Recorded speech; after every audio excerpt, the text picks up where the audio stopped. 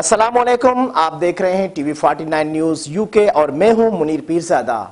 आइए आपको ले चलते हैं आज की खबर की जानिब। ईदी फाउंडेशन के सरबराह फैसल अब्दुल सत्तार ईदी की जानिब से अवामी खिदमत को जारी रखते हुए Shahdadpur institute medical sciences sums हस्पताल में एक और नई एम्बुलेंस दी गई है। नई एम्बुलेंस का इफ्तिताह शहदादपुर की सबसे बड़ी दीनी दरसगाह जामिया दारुल उलूम अल हुसैनिया के नाज़िम आला कारी अब्दुल रशीद ने रिबन काट कर किया।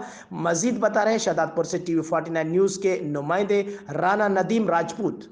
जी बिल्कुल, एम्बुलेंसों के ज़रिए लाखों लोगों की जानें बचाने वाले ईदी फाउंडेशन के सरबराह फैसल अब्दुल सत्तार ईदी की जानिब से अवामी खिदमत को जारी रखते हुए Shahdadpur institute of medical science SIMS अस्पताल में एक और नई एम्बुलेंस दी गई है।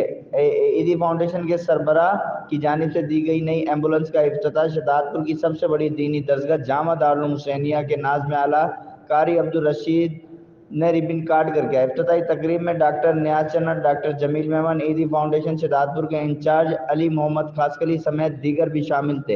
इफ्तिताही प्रोग्राम से खिताब करते हुए जामा दारुल हुसैनिया के नाज़िम आला कारी अब्दुल रशीद ने कहा कि अब्दुल सत्तार ईदी की खिदमत पाकिस्तान के लिए काबिल तहसीन है। ईदी साहब ने दुनिया भर में अपनी समाजी खिदमत के ज़रिए अपनी पहचान बनाई और साथ ही साथ में पाकिस्तान का नाम भी रोशन किया।